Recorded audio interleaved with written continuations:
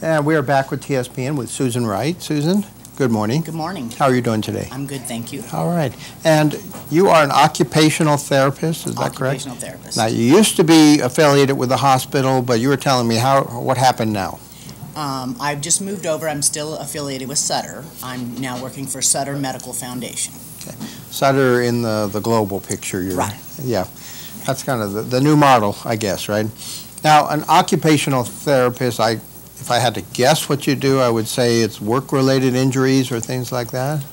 Well, it's not just work injuries. It's any disability, any injury that prevents you from being independent in the areas of self-care, work or play, or leisure activities. So so your occupation is to be able to take care of yourself and do the things that you want to do in your life.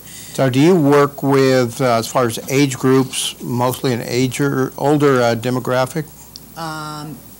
So most of the time I work with elderly people, but I do work with younger people too, because people have car accidents and then they have to be rehabilitated and they have to relearn how to feed themselves or how to play a card game or whatever thing they want to do.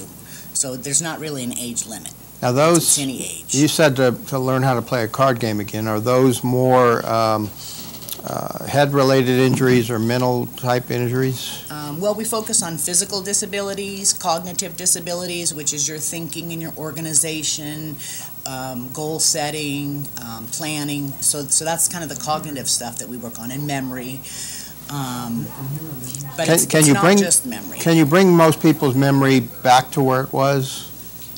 Well, what you do is you help the person to develop strategies so that will help them remember the things that they need to do, like maybe making a journal or keeping a calendar, that kind of thing. So you rehabilitate people to be able to still do the things they need to do.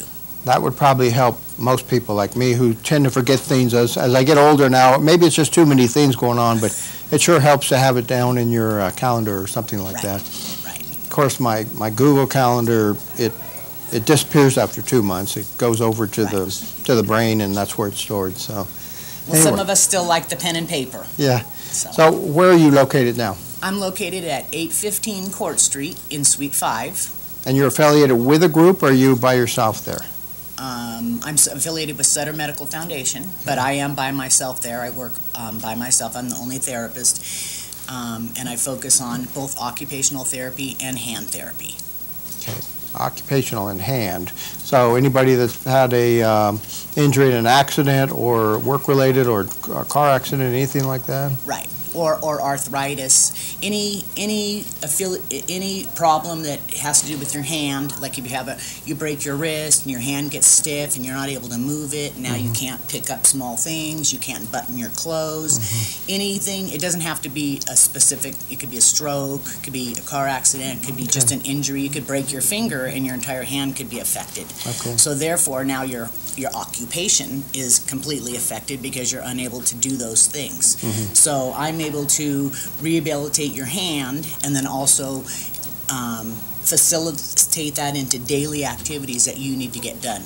I have the patient set specific goals of things that they're not able to do with their hand, and then we work toward those goals. You find you have to deal with people's frustration too at not being able to do exactly what they did before? A little bit, but most people are really happy to have an optional way to do things because there's always another way to do it. That's the whole crux of occupational therapy is you adapt. You either adapt the person, the activity, or the tool. Okay. And are most of your services covered by insurance too? Yes. And where do your referrals, are they referrals or just walk-ins? They're referrals. And I have a phone number that people can either call to speak to me or to send a referral if they want to just tell their physician. The one main thing is it's covered by most insurance, Medicare included. You have to have a doctor's referral.